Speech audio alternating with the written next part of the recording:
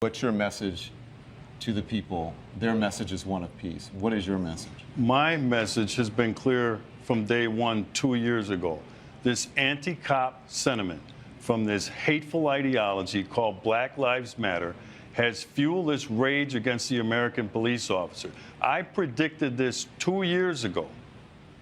So what I want to know, okay, Sheriff. do I want to know? With all due respect, do you know that this was because of that? Yes, I do. As a law enforcement officer? I've been watching this for 2 years. I predicted this.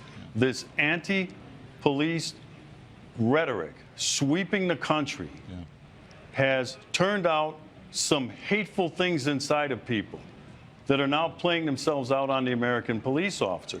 I want to know, with all of the black-on-black violence in the United States of America, by the way, when the tragedies happened in Louisiana and Minnesota, you know that 21 black people were murdered across the United States? Was there any reporting on that? There was a black officer who was killed today, but Was there any reporting on that? Sheriff, please, let's just keep the volume down here.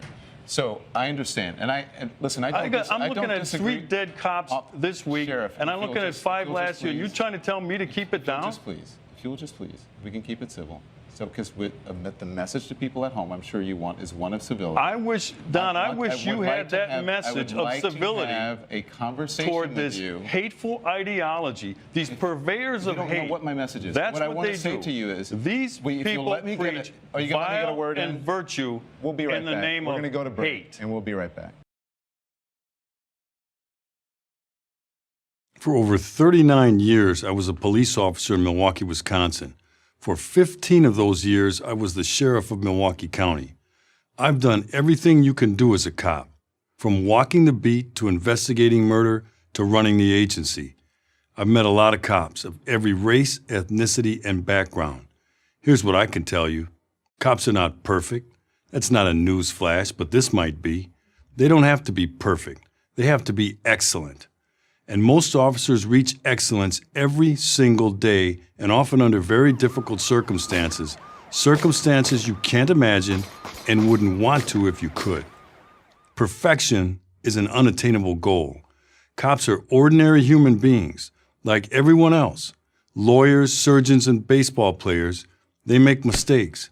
But no profession works harder to correct its mistakes. You can mark social progress by the improvements made by police departments over the last 50 years. Today, police are more professional, better educated, and better trained than at any time in their history. You wouldn't know it, though, if you listened to self-serving, self-righteous politicians and activists. In their version of history, the police are the villains of the story, not its heroes. Like everything else this crowd does, they've got it all backwards. The police aren't the problem.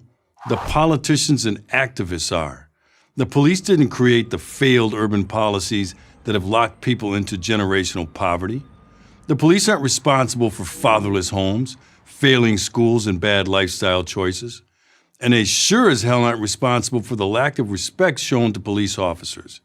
It is this lack of respect for authority, fostered over decades by the progressive left and its fear the police narrative, that has led to the needless deaths of so many young black men.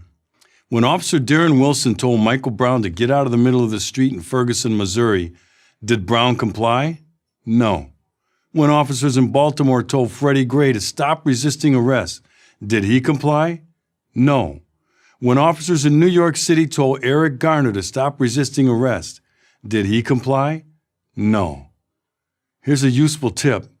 If you want to avoid a bad outcome with a police officer, follow this simple rule. When a cop gives you a lawful command, obey it, even if you disagree. Whatever problem you are experiencing is not going to be settled on the street. People with complaints need to use the process established for that purpose. Though cops don't have the final say, they do in that moment. How you react can be a matter of life or death. But the idea that a law-abiding citizen has to fear the police is a terrible and destructive lie. Let's get some perspective. In 2014, 990 people were killed in police use of force incidents. Does that sound like a lot? Did you know that according to a Johns Hopkins study, That same year, medical errors killed 250,000 people, yet activists aren't marching in the streets demanding that the medical profession be reformed. Why not? Why is it that the people who protect you from the bad guys, and I've seen these bad guys close up, are the subject of distrust and anger? Why is it that groups like Black Lives Matter, I call them Black Lies Matter because it's based on the falsehood that police represent a danger to black people, are celebrated by the media and politicians? All this is taking its toll on cops, and even more tragically, on the law-abiding citizens in the neighborhoods that most need a strong police presence. The murder rates in these neighborhoods are going up because lawful aggressive policing is going down. Heather McDonald of the Manhattan Institute has explained why. She calls it the Ferguson effect, and it's real. It's also common sense. Why, police officers reason, put your career at risk if 30 seconds of smartphone video taken out of context can destroy it. Here's the truth. Police aren't afraid of walking the streets or being shot by random criminals. They're afraid of being involved in an incident that would label them forever as trigger-happy racists. Are there bad cops? I know firsthand that there are. I've had to fire them. But the overwhelming majority are good, decent men and women concerned about the law-abiding citizens in the communities they serve and are willing to put their lives on the line to protect them. Those who try to convince you, either out of ignorance or out of some ideological agenda, that the police are the enemy, those are the people you should fear. Run from them, not the cops. I'm Sheriff David Clark for Prager University. I can't have a conversation with you if we're both talking at the same time.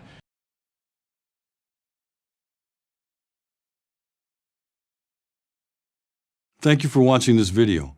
To help keep PragerU videos free, please consider making a tax-deductible donation.